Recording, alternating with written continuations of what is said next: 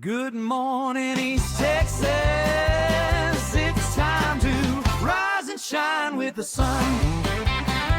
The Grand Saline sun.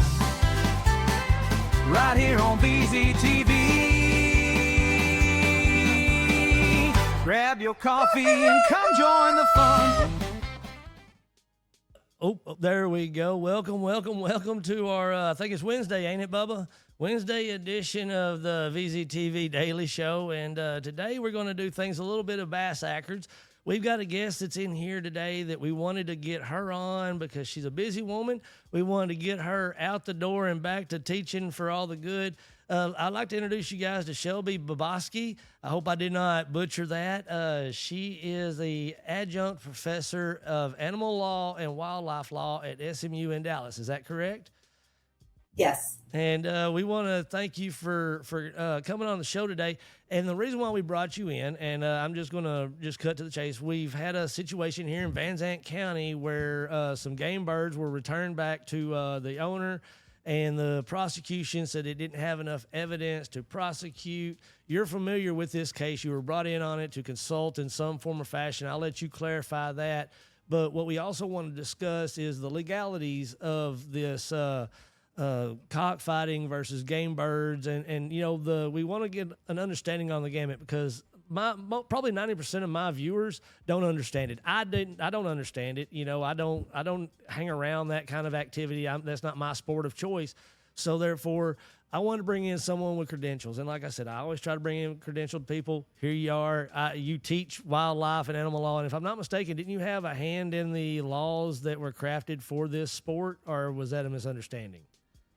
No, I worked for an organization that helped draft and work on strengthening the cockfighting statute back in 2011. So I was very familiar with it.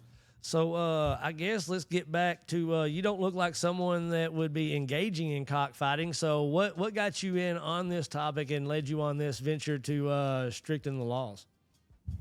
Sure. Well, I love being an attorney and I love animals. And my heart has always been with animal cruelty, and dog fighting and cockfighting is a very serious crime. And it happens more often than not. And so my interest and my background surrounding these blood sports is really to try to keep our community safe. And it's about supporting law enforcement and ensuring that we have strict penalties because of all of the things associated with dogfighting and cockfighting. And I do know that when you said you like to support law enforcement. Now, when we talk about this, and I'm not saying I don't put blanket labels on anybody out there, but we do know that there are some seedier sides of life that accompany this kind of, you call it a blood sport. I've laughed because I think of Jean-Claude Van Damme, you know, back in my childhood, sitting there doing splits between two chairs, watching blood sport growing up. But it is. I mean, these animals, they are drawing blood and lose life and limb over a sport that people gamble on, correct? Absolutely. Yeah. And at the end of the day, you know, the National Sheriff's Association acknowledges that animal fighting is a crime of violence. And it really is urging all of the lawmakers throughout the United States to condemn animal fighting and go after it because of all the other illegal activities associated when a cockfighting bust occurs. And when we talk about this cockfighting, these aren't being done in high school stadiums, being rented out in pavilions. These are being done behind the woods because it's not legal in any state, correct? Correct. So if you see anybody using a rooster for that reason, they're doing it for preparation for a committal of a crime, correct? That's where it can get a little confusing, and I completely understand that.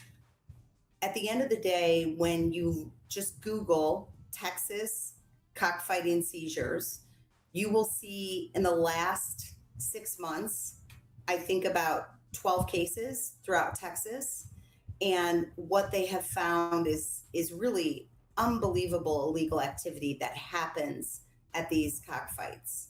So even if you say, I don't really care if two birds have knives attached to them and they're fighting, if they are happening in your community, you should be concerned about all the other illegal activity that's happening, which includes drugs, outstanding warrants, in some cases, human trafficking. Right. Other cases, there's been captures where they've been looking into child pornography. And I believe I sent you a couple of those cases earlier. So Yes, you did. again, it's the actual act of cockfighting. You can raise game fowl. And actually, I'm always confused by why game fowl enthusiasts are so angry about any penalties or strengthening statutes, because they're not doing anything wrong. They're raising these animals and they're sending them overseas. And right now, the Fight Act is going through Congress that would associate and deal with that. But we're just talking about the act of fighting two birds against each other. And in full transparency, I did reach out to Stephen Hines. He is president of the Game Bird Association for Texas. I probably got those acronyms all mixed up. I'm dyslexic, I apologize. And we talked for about 3 minutes before he hung up on me.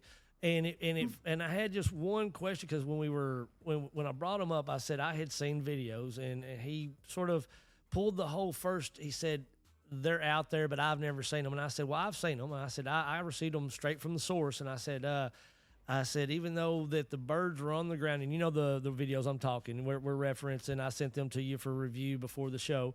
You don't see the birds hit the ground and where they initially begin their fight. But like I've described it before, if anybody's seen the movie Flubber, I mean, the birds hit together and then they just start bouncing every which direction. And and you see them bouncing around. And he brought up a couple things that I'd like for you to debunk or address. He said, are you sure they weren't just exercising the birds? Which, I mean, don't get me wrong. As a young man, I used to exercise by wrestling with my brother. But when you have two humans sitting there like doing this towards each other, taunting you and then dropping you in back, what did that look like to you? Did it look like exercise, or did that look like something else? Well, if we're talking about the same videos, I did see those. And I think that any cockfighting expert in law enforcement, whether it's the FBI, whether it's the SPCA of Texas, if it looks like a duck, talks and walks like a duck, it's a duck, right? I mean, Right. I think that the whole point is, why didn't we let the jury decide, correct? Right. Why dismiss the case when so much work had gone into it? And so again, these kinds of cases are for juries to decide, but from what I saw, definitely one could absolutely confirm and infer that was cockfighting. And that's where I eventually wanted to come back around, as in you teach this law, this level of law, and you know what meets the burden of proof and what doesn't meet the burden of proof. And I've brought up the move to dismiss it in the civil case could have ramifications in the criminal case that is rumored to still be out there. Can you explain that? Because I know in a civil case, it's a preponderance of evidence. In a criminal, it's beyond a reasonable doubt. What does the activity of not pursuing the charges and giving the birds back set up? What does that stage look like for the criminal case? Well, it makes it more difficult. It was incredibly odd to me that there was camera and video footage shown of the district attorney hugging the defendant in a closed courtroom where nobody else was. And I did not. I did not send that video to you. Just I did play that video on a show earlier, but I admitted I'd sent you some of the videos that I'd gotten from my source, but I did not send that video to you. So I want, for full transparency, I did not give that to you. Of course, and I'm just going off of what I've seen. But let me take back to the importance behind our district attorneys. They are elected positions, and they have something called prosecutorial discretion. So it's completely in the district attorney's discretion to dismiss a case. What I found very unusual about that dismissal, because I was actually there that day, was why call everybody in and then dismiss it? It felt like a show. It felt like there was absolutely no need for that, correct? And also, if everybody's there, why wouldn't we move forward? I didn't understand that. Again, that is the district attorney's prosecutorial discretion, and in her discretion, she didn't think she had enough case. I respectfully disagreed. Right. And at what level do you think it would have been on the evidence side of things that you can say, okay, that's blatant? You know, you say discretion's in there, but at some point discretion becomes moot and evidence speaks for itself, and the discretion sort of can't stand on its own 2 feet. At what level? I mean, do these videos not raise that evidentiary standing to that strength? Absolutely. Again, their district attorneys have a very difficult job, and I need people to understand that I support our district attorneys, I do our too, sheriffs, 110. our law enforcement. But the way all of this happened was very suspect, in my opinion. Again, why call it off when everybody's there? Why waste the SPCA's time, the sheriff's office time, to call them in only to dismiss the case when it could have been done earlier? Also, why were they meeting afterwards and hugging each other? Right. And again, she had stated, I don't think there's enough evidence. And I saw the videos and I disagreed. Again, why dismiss it? Let's at least present it and see what happens and go from there. So do I think that it may have hurt the criminal case? Possibly, but let's see where that goes. Right. And again, what I saw was, in my opinion, evidence of cockfighting. And like I said, it was sort of hard. And Mr. Hines brought up something about the presence of a bridle, which, of course, at the distance that the videos were shot from, I couldn't see. But where he accused me of sandbagging him when I said, well, sir, in my book, all I need to see is 2 birds fighting. And I say, okay, you got a cockfight going on. Now, he accused me of sandbagging him, so I won't put his words out there. I mean, he accused me that. Anybody that knows me knows I'm not that guy, but hey, I'll take it on the chin if I have to for a follow-up question, because I'm not one that just takes things, bar without questioning. So, as the legalities go, what have been the struggles and what's been the big fight? Because I mean, evidently these game bird associations, they've got thousands of followers on Facebook. They've got a pretty strong voice, it sounds like. What is the current activity going on? Because I know they're pushing back. Yeah, so they are pushing back. And there was a bill last session that was filed to essentially end the criminality of cockfighting in Texas. That bill I don't even think it went to a committee or got a hearing. At the same time, there was a bill that was filed, one in the House and one in the Senate, to strengthen the dogfighting and cockfighting law. And essentially what it didn't create a new crime. It wouldn't put anybody out of business, but if only they are running an illegal animal fighting and trafficking operation. Right. And so that actually got a hearing, and I believe it's being brought back this session. And again, we support our law enforcement. This is something that was supported last session by Texas Association of Sheriffs, TMPA, CLEAT, all the law enforcement associations. Again, because what is found with the illegal gambling behind it. I mean, Right. Make no mistake, I believe in these cockfights, and what I've seen is thousands and thousands, $40,000 in cash. Well, of course, because they're gambling and it's illegal. yeah. I believe there will be some support from some more religious organizations as well.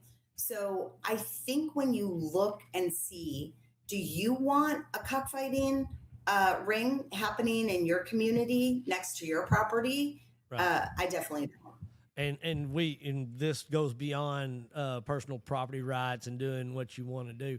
So I wanted to get back to the Van Zandt County tie on this. When you said that it was odd that she brought everybody in for this in your opinion, that's not a normal maneuver done to drop charges? That generally they're done with a phone call and email? Yes.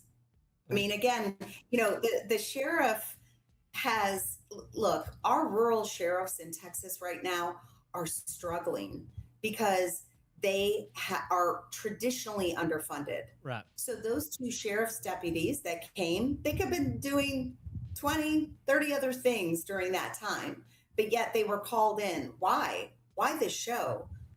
That you were going to dismiss this case? I mean, I was in the hallway and I was watching, and there was just cheering and hooping and hollering, and it was all over our social media.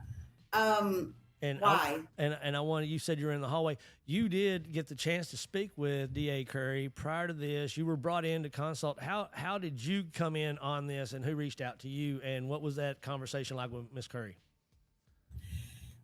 Well, it was one of those situations where I actually don't live very far. And because not only do I teach, but I also, want to learn more about how these hearings happen. So I happened to be in the parking lot, and, I was contacted and asked to come in because the district attorney said, well, I can be swayed another way. So I went over, what she was essentially saying about the case and why she was going to dismiss it. And I just brought up my points and respectfully disagreed, and she dismissed the case. It was very pleasant. You can get 5 attorneys in a room and they can all give you different advice, right? Yeah. Again, there were a lot of other factors that went into this that just didn't seem right. Right. And so let's play, all sides of the coin here. Let's say she didn't feel like the videos were to the level of moving forward with the case civilly, but the returning of the birds after that judgment, I was told, I don't know how true it was because it was on one of my steps in research, that was the only time that's ever been done in the state of Texas, and I think they might have said somewhere else. But anyway, is that common for them to give birds back once a seizure's happened? No, not at all. So that being its rarity of its own, it all goes in line. From your legal perspective, how should this have been handled? And I know there's discretion in there, and I'm not trying to let's not play armchair quarterback, because again, I'm not that guy. I'm the water boy. But let's play it out. How should this have played out in your legal opinion? If you were to sit back with the credentials and do like a peer review of this operation. Well, from what I understand, this district attorney ends her election on December 31st of this year. So, maybe she's clearing old cases. Again, like you said, I don't want to play Monday morning quarterback, but to my knowledge, I do not know a case where the roosters have been given back and the case was dismissed after the birds were already taken. I mean, think of all the time, the money, the caring for these 180 roosters that were seized. Look, we have an amazing Texas civil statute, and we also have a good criminal civil seizure statute as well. And so it's just in my experience that if you're going to go to the length and remove these birds with a warrant, civilly and or criminally, then the case is usually discussed before and not necessarily done again, 2 minutes before the hearing starts where the case is dismissed. But that's just my experience. Right. Well, I had Corbin load up in one of our previous shows. I didn't tell him this time, but in an email from District Attorney Curry to a group of folks, both in the SPCA and the Sheriff's Office, she said that she couldn't prove that the bird, like she had to prove the bird, or like this particular bird was the one involved in it. And the way she made it sound in this email, I wish I'd told him to load it up. She couldn't prove this fighting activity, but it sounded like she was talking birds singularly, not, in mass. Like we didn't see it across the board. We couldn't prove out of all these chickens. It was one of those things. What level of medical confirmation is needed from like a vet or something like that to reach that statute? I mean, birds molt. Some of them, I've got chickens in my backyard laying eggs right now. Some of them are prettier than others. They're just like human beings. Is there a medical level? From what I saw, very briefly from the report, there was evidence of injuries. And again, because there is a criminal case still, if it's not pending, it still could be filed. Bert, I don't want to give anything out there, Right. obviously. But at the end of the day, I have seen cases that might not have looked as strong as that still move through. And again, let's let the jury decide. If you're going to get to that point of, removing over, I think it was around 180 roosters, Yes, ma'am. just the dismissal at the last minute was something that I have not seen before. And I like how you frame that, on the scale, this being the case here, on the scale of severity, you said you've seen lesser cases move forward. I mean, where would you rank this, low, medium, high probability of prosecution? I just think to keep our community safe and seeing what I saw, I would have definitely given that to, I would have moved forward with the case. Okay. And I appreciate that. And I guess we're just about to the end. Oh, there we go. Can you see that on your screen?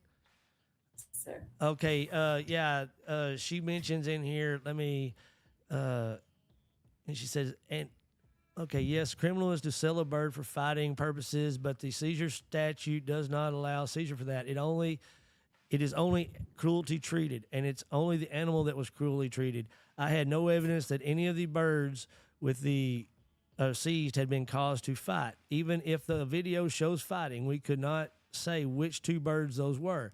You have seen me do these hearings before. We have to start with the first animal and go through them and talk about how it was cruelly treated. And then you can, like I said, it says here it is alleged cruel treatment was caused to fight. I had to start with bird number one and say what evidence I had that bird had been caused to fight. I had none. I had a vet report that said it had no injuries consistent with fighting and was healthy. Also, keep in mind that the female chicken, by definition, can't be caused to fight. Anyway, that's the email. Thank you, Bubba. Way to be on your toes on that one. You can see right there how she justifies in her own words, and I had to laugh because she titled it "Chicken Face," but how does her explanation stand up? Again, I'm just going to go back to these are elected positions, Right? And it's prosecutorial discretion. And I'm not trying to be cute or anything, Bert. Quite frankly, No, I understand. It's her, yeah, it's her opinion.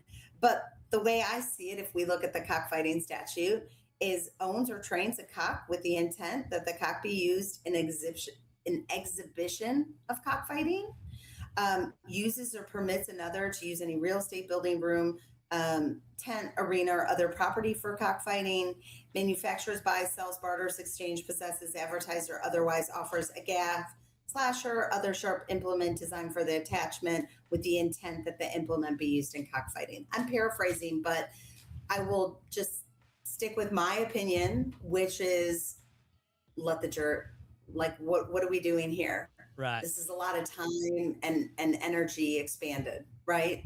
And you and everything you read, you feel that the criteria was met. No reason not to move forward with this thing. We've used up just about all of our time with you today. Did you have some area that I didn't reach out and you lead us into, or something that you felt we need to discuss before you say goodbye? I would just say two things. Number one, again, if you are not cockfighting and not violating the Texas Penal Code, then there should be no concerns whatsoever. And in fact, I hope that they would support stricter penalties against cockfighting. But I do want people to understand that if you don't care about birds fighting, that's fine. But we should care about keeping our community safe. And in addition to that, supporting all of our law enforcement who truly believes that this law should be implemented 100%. If you don't mind, if I can just read a letter of support from a rural sheriff. Yes, ma'am. And yes, I think this summarized it really well. And I'll be quick, okay? Equally concerning with cockfighting is the impact these events have on our children and our young people. It's not uncommon for minors to be present at these fights where they're exposed to extreme violence, criminal behavior, and environments that normalize cruelty and law breaking. Such conduct to continue without meaningful consequences undermines the values we strive to instill in our communities and jeopardizes the safety and development of our youth. So again, I just want to go back to supporting law enforcement Right. and making sure people understand that there is a reason this is illegal. And I urge everyone to just go Google the last 12 fights that are public and see all the other illegal activity that's happening. And again, also with real concerns about epizootic diseases and everything else. Right. Again, we should be more concerned and careful about this type of illegal activity. Well, we appreciate you taking your time. Is there a website or any sort of resources that are online that if somebody were to want to dive deeper into this topic, what website or where would you direct them to go look at? Well, I'm happy to tell them about if they Google House Bill 1795 from last session, and I will give you the testimony where some of the experts testified on strengthening this bill. I think that's incredibly useful for your audience. And so they can see for themselves how important it is to strengthen this current statute. And if you would send that link over to me in my email, because I've got about 15, 20 minutes between I wrap up and you saying bye. So I will probably forget by then. Send it to me in our email. I'll click it up and I'll share it with the listeners and everybody, because what we want them to not only just take our word for it, go do your own research. You know, again, I tell everybody I'm a useful idiot. You obviously have a passion to stop cockfighting in its totality. So therefore, you know, that's two sides of the story. We want you to get the whole story. Go out there, research, see the real life impact, as I say, the actualities behind the story, and make your best moral judgment behind it. And I don't think it's too big of a leap to see where, you know, things need to go. But, you know, we don't all agree. We are an orchard of a lot of different fruits. And so therefore, you know, some people a little bit sour, some people a little bit bitter, and not everybody like me, delicious. Anyway, I want to thank you so much for being on the show. I know that we've been communicating through one of your most hectic times of the year. You've been kid wrangling for the past couple of weeks and traveling to D.C. I know you're a busy person. Thank you so much for everything being on here, and I hope you'll come back on sometime, because we always have legal questions roaming around here. Bert, I so appreciate you educating your audience on this somewhat confusing statute. And I'm happy to come back anytime and talk about the animal issues in your community and beyond, because there are plenty. So thank you so much for the invitation. I'm sure you've heard about Dog Alley down in First Monday and all the rhetoric going on. Plus, we have there's a little bit of conflict going on in the public with these horse rescues and some of the SPCA seizures and stuff like that. You know, when it comes to animal law and animal wildlife law, it's a broad spectrum out here in rural East Texas. And so we've got plenty of content for you to come on. We're always looking for return experts, and we appreciate you coming in here and being a part of the show. And we look forward to having you on next time. Enjoy the rest of your day, and we'll talk to you soon. Thanks again, Bert. All right, bye-bye. Go Bears. Go Bears. All right. I'm glad we caught that on air. She, when we first started talking, we asked her what her favorite colors were, and she said navy blue and orange, and me and Corbin went, she's a Bears fan. And so we had like minds, you know, football season about ready to kick off. Corbin's been smiling over ear to ear knowing we've been interviewing a Bears fan. So what I wanted to do is go ahead and roll my smoke signals, Corbin. Let me just go it that way.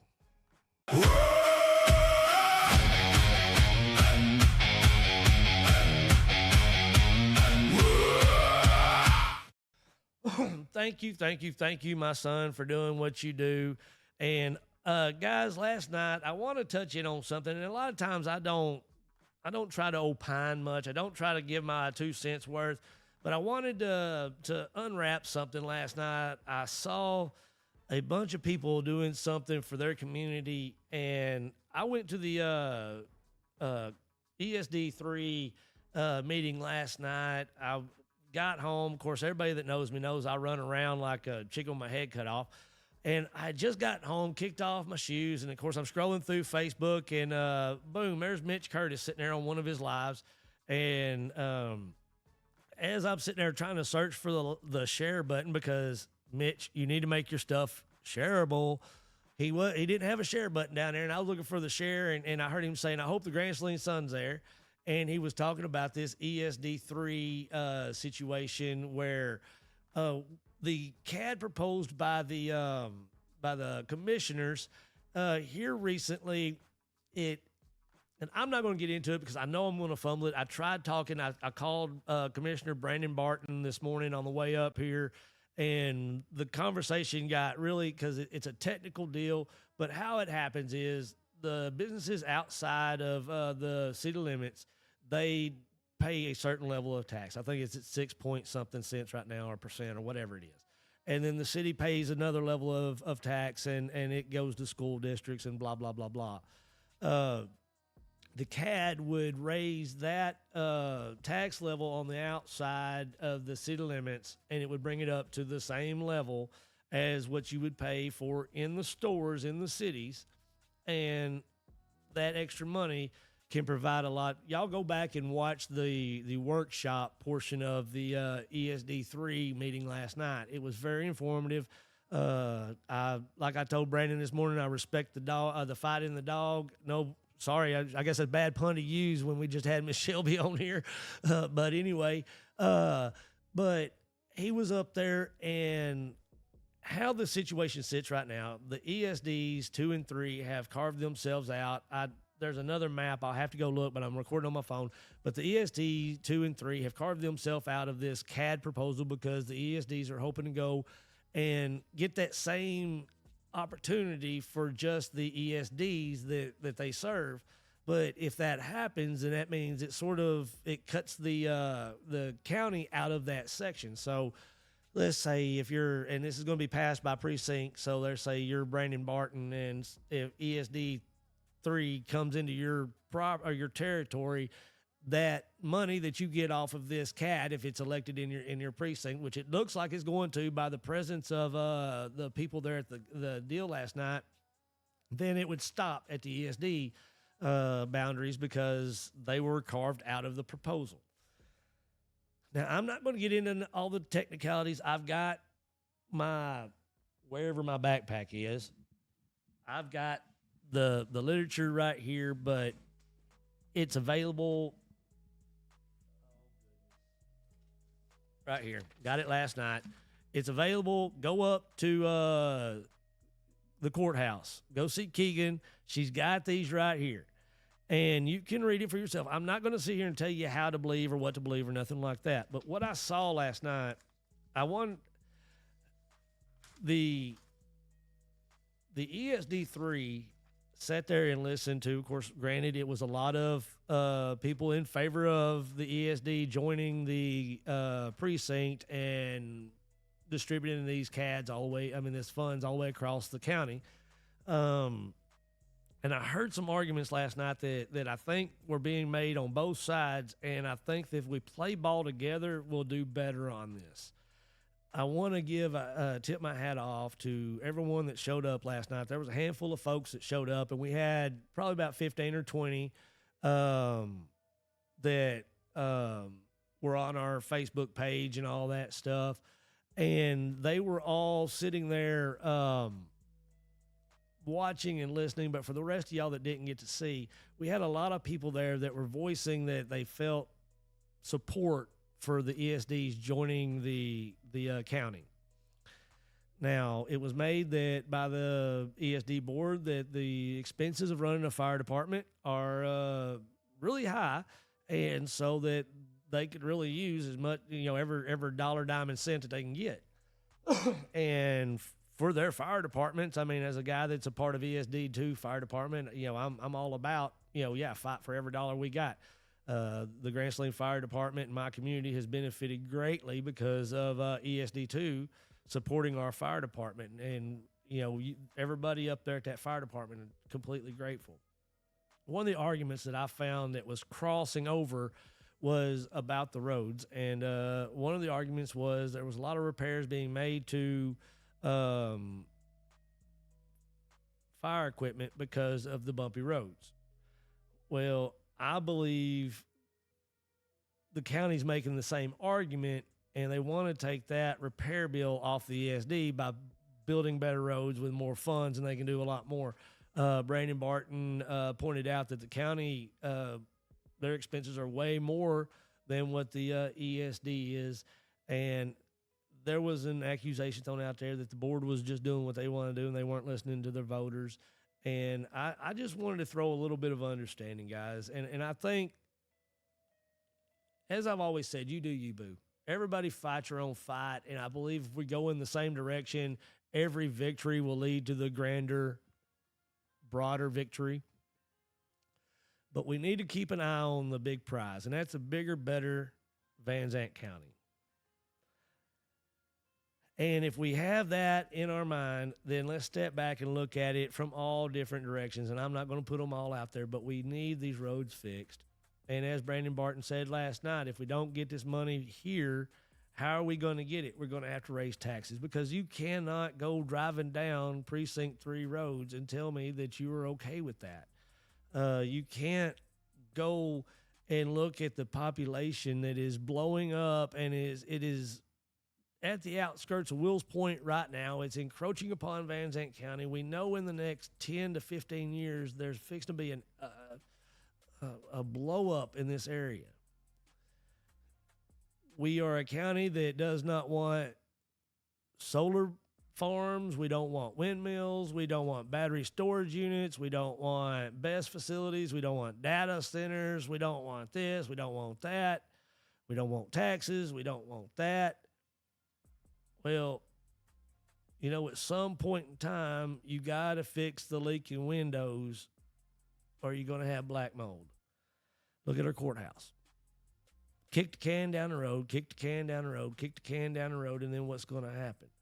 Well, I don't know if what was proposed last night, I'm not on either board. I don't know either budget. I don't know if the proposed 1.75% to the county, 0.25% to the ESD was sufficient for the ESD. But it's money you don't have right now, and I don't want to see us lose a good opportunity for infighting. Now, if you don't think it'll benefit you at all, then I'm not telling y'all what to do. I got mad respect for Brian and all the guys on that board and Ma'am. But I just don't want to see us lose an opportunity to benefit everybody across the board because of an agreement. And I don't know. Like I said, Brandon has presented his case to me, and I guess I bit on his worm, his hook a little bit more, because it looked like that it was going to go, across the board. And from what I'm understanding, the reason why we're having to have it, it'll be on two spots. It'll look like, 1.75 will go to the county, 0.25 will go, and it'll be two different check marks on the ballot, is so they can cement that kind of support in. I mean, I don't know when I started going there how long and stuff like that. Like I said, there's a lot of in and outs that I'm just not wired to understand. But I am wired to understand this, that we need money. And I believe that we need that money yesterday. And I hope that we can eventually find a means and method of agreement to move forward and better everybody, instead of sticking back with bumpy roads and faulty equipment. Another thing that was brought up that I felt I could give a little bit of insight on is, is talking about some of these fire departments that have to rely on a rubber boot out at a four-way stop sign to get their money. And a lot of them have broke down equipment or older equipment, or sometimes they don't have sufficient equipment to handle certain jobs, and they don't have the funding to make it different. Let me make this clear. Every fire department works with every fire department. If you're in Grand Saline and Fruitvale has an issue, Grand Saline's coming to Fruitvale. Canton's coming to Fruitvale. I don't know. They don't go certain areas. But I promise you this. I'm not going to say they will or they won't. I'm not putting no limits on nobody. I'm saying if the crap hits the fan and you need everybody in the dadgum county to show up, everybody in the county is going to show up. I don't care. We've had tornadoes in this county. I don't care if it's a tornado in Fruitvale and Wills Point. I cannot see Canton not sending folk over to help them out. I can't see Witten. I can't see, Falba. I can't see nobody not sending help if it all goes down. And when we handicap one of our departments, literally, as the old saying goes, the chain's only as strong as its weakest link. I've said it before, our liberty, our freedom is only as strong as our weakest Congress. We keep putting weak Congresses in. They're going to keep giving our liberties and freedoms away one barter at a time. Well, guys, let's not lose focus on the bigger, better picture. I'm not telling nobody how to lean, how to go. Like I said, I heard the argument. I've been listening. Of course, I've talked more. I've talked more with Mitch and I've talked more with Brandon. And last night I talked to Bobby. I know I've talked to Cliff. I know that this is going to be a beneficial thing if it gets implemented or where it's going to get implemented. I mean, Brandon even brought it up that, even if we split it up and the ESD does take the 0.25%, that being its own check mark, it may not pass. So, it may still wind up that way if the people of the ESDs don't vote for it. Now, if we look at recent history, this has been proposed before, and it wasn't successful by the ESDs. So, I mean, if you want to look at that voter base, I don't know when they weren't getting the message that it was a benefit. And I don't figure the people didn't pass it because they said, oh, well, we want it for the county. I don't think they even thought about that. They just didn't pass it. So they didn't see the benefit. And if everything I'm hearing from Brandon and if everything I'm seeing right here is accurate, I see a benefit to it. So I don't know if the ESD didn't do a good job at educating their people. I know the Grand Saline's ESD, the ESD2, they tried, but their hands are limited because they can't go out and promote it. They can only educate, and people don't like to be educated anymore. They like to be promoted. But they couldn't promote it, so they could only go out there and educate it. We ran some things on VZTV back in our infancy, so we probably had 3 or 4 people that saw it, but it didn't pass. So, if it didn't pass in the ESD at the last deal, and last night it was pointed out that there wasn't a whole lot of ESD supporters there. There was just a whole lot of, mainly Precinct 4 from what it sounded like. Brandon being the most vocal on this. He's been the one that's pushing this the hardest around his district, and he's been campaigning really hard, and it looks like he's got a pretty good chance of succeeding, especially in 4. If I just take from the support I saw last night, I mean, goodness, we have 100 voters. I mean, probably a quarter of them were there last night. So, we've always had a low turnout. So, like I said, if anything spoke last night, it looks like Precinct 4 is going to move forward. I'd hate, if you're in that area, I'd hate for y'all to miss out because the ESD was carved out. And like I said, the last round, it didn't get voted in on the ESD. I'm just throwing out food for thought for everybody. Last night, Brandon and Mitch, they were 100% on their side, trying to sell their part. The ESD board was trying to watch out for the firefighters, 2 of them which were in the back of the room, and thank you, sirs, for your service. I say 2 of which I saw 2 shirts back. I'm sure there was more of y'all back there, but thank y'all for what y'all do. Van Zandt County appreciates you guys, and I appreciate you giving your input. But so they're looking out for the guys that they got to look out for. Those guys are the ones on the end of the hose, humping the hose. So, they're looking out for them, and that's what they're supposed to do. I guess my point this morning is let's not miss out on something good because we can't see eye to eye. I know there's some wiggle room there. I know there's an agreement in the making right there. I know you guys could come up to some sort of agreement and everybody and everybody wins. And so my encouragement is, tomorrow is Friday. There was no action taken last night. Don't miss out on something that is needed. Nobody gets everything they want. Tomorrow's Thursday. Oh, tomorrow's okay. We got a couple of days. There you go. Thank you, Bubba. That's the reason why I have him over here. Anyway, Friday is when they got to have it done and signed and gone. So there's a couple days, some hours, some minutes. Guys, y'all come up to an agreement that everybody benefits, and let's not get too dug in our heels and lose sight of who we're serving. And like I said, mad respect to everybody on both sides, because I know, guys, y'all are fighting for our county. I sit back here, I sit in front of a TV screen and sit here and talk to you guys. There ain't nothing special about old Bert.